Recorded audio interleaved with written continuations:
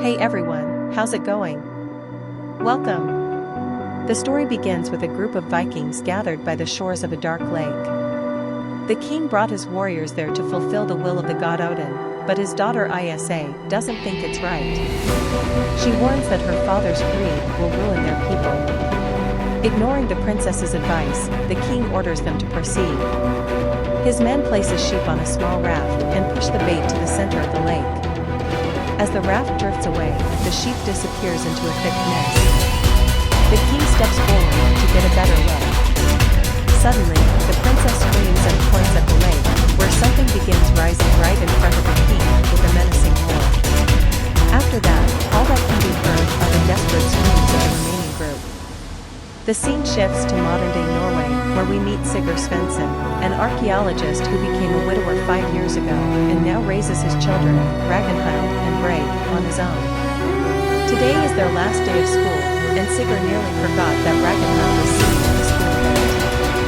Coincidentally, Sigurd also has an audience to face today, investors at the museum, sitting before the famous Oseberg ship, which contained the remains of Queen Asa. Sigurd's research indicates that the Oseberg's voyages were much longer than previously believed.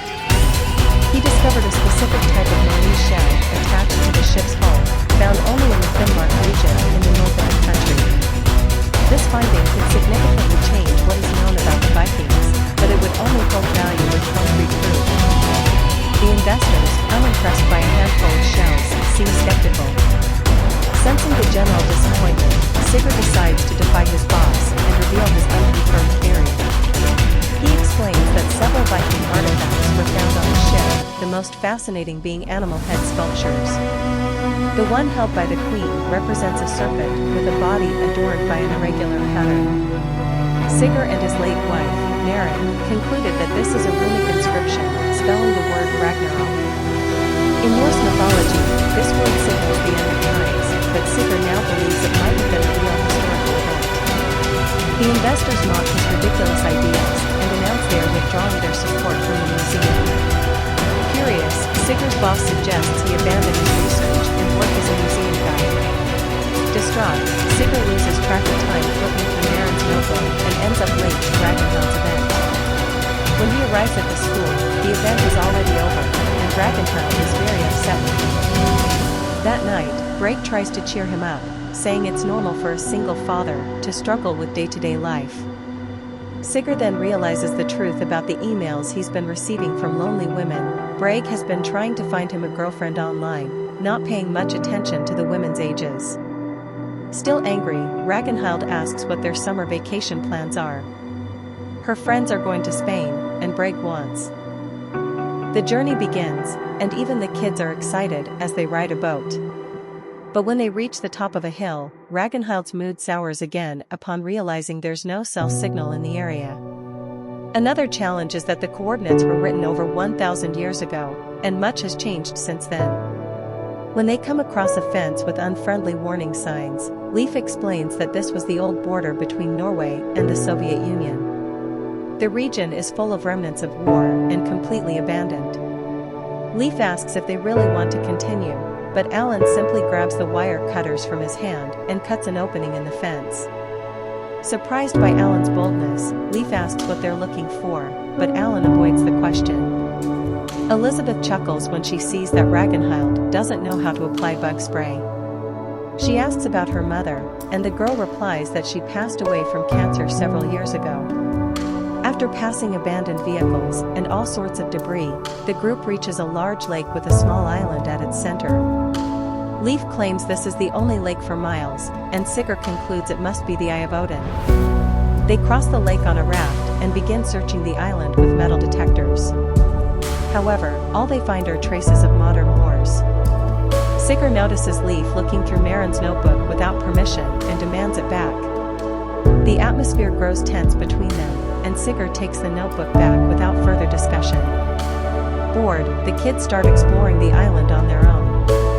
Brage notices something bubbling in the lake, but doesn't think much of it and keeps walking until he finds what appears to be a military bunker. Meanwhile, Brage is more interested in the natural formations and ends up venturing into a dark cave.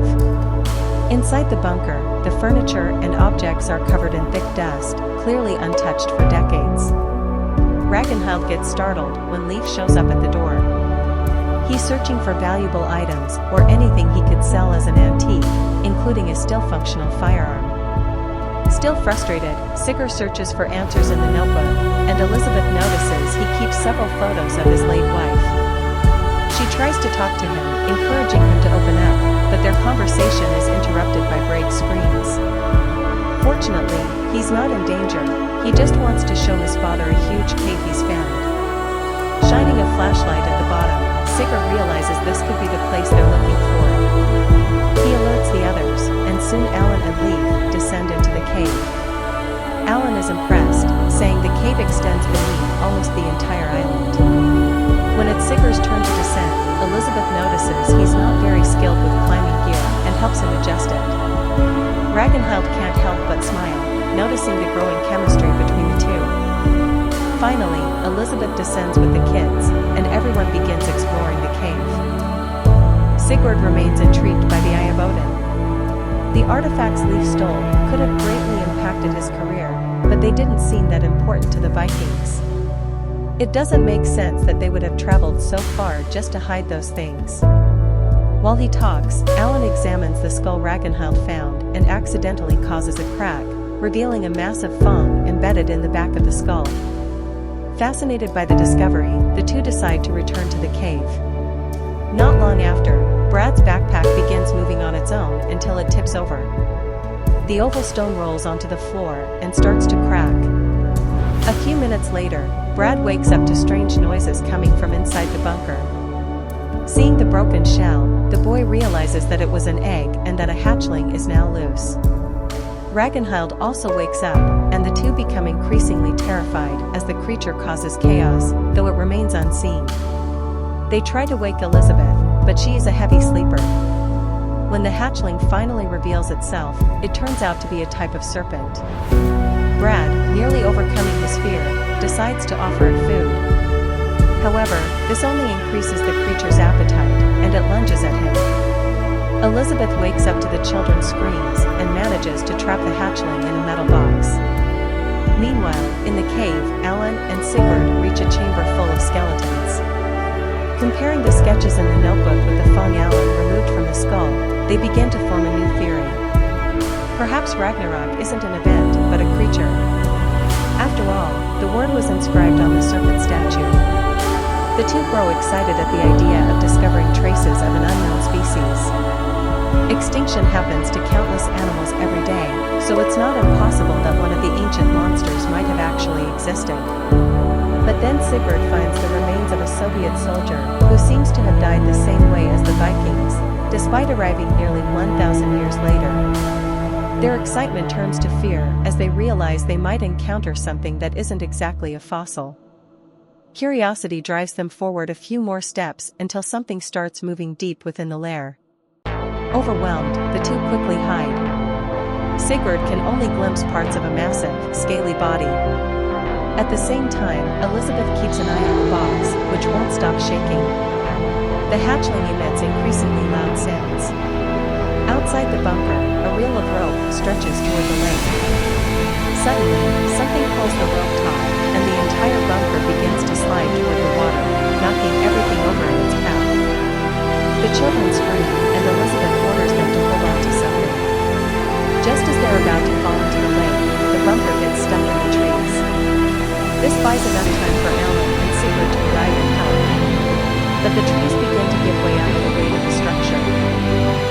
The group begins their journey toward the border. Sigurd hears the hatchling sound, but doesn't know what it is or where it's coming from. Alan continues hiding the box in the bag, still hoping for fame and fortune despite everything.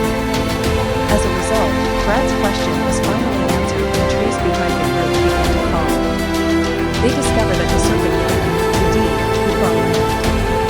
In a panic, they rush to a military shelter and quickly lock the door. The serpent arrives just moments later and starts attacking the door with incredible force.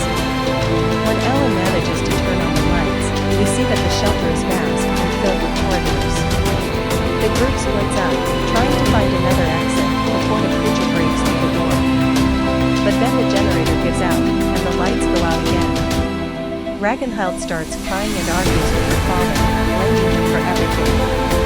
After calming down, she starts reading her mother's notes in the notebook and asks what's written in another language. As Sigurd explains to her about May, he starts filling in the gaps in the story himself. Over a year ago, the king came to the Eye of Odin to defeat the legendary creature. His obsession cost many lives, including his own. Sigurd finally understands that the stone wasn't a map, but a warning. The parallel between the families becomes evident, as does Princess Elaine. Ragnhild didn't want to come here, but she couldn't overcome her father's obsession. Looking out, Sigurd notices the ventilation tubes and tells Elizabeth they should lead to the exit. He and Alan light torches to illuminate the way, and the group follows the tubes until they find an opening in the ceiling. Alan climbs for a moment to reach the hatch and, with great effort, manages to open it. As Sigurd helps him up, the hatchling starts grunting and thrashing, revealing the secret. Alan asks Sigurd to quickly hand him the bag, but his friend prefers to check what's inside the box. With a disappointed expression, Sigurd tries to explain that kidnapping the hatchling is a terrible idea, but Alan becomes aggressive, saying no one will laugh at his research when he displays the specimen. He's so nervous that he doesn't even notice the danger behind him. Sigurd hands him the bag just as the beast arrives inside the shelter. They only hear the roar as Alan is pulled away, dropping the bag. The serpent then appears and slams against the hatch with such force that the shelter's ceiling begins to collapse. The children manage to run and escape the destruction, but they get separated. Sigurd and Elizabeth are struck and lose consciousness. Brad, terrified, starts calling for his father until someone grabs him and covers his mouth. Fortunately, it's his sister, afraid the boy's voice will attract the creature.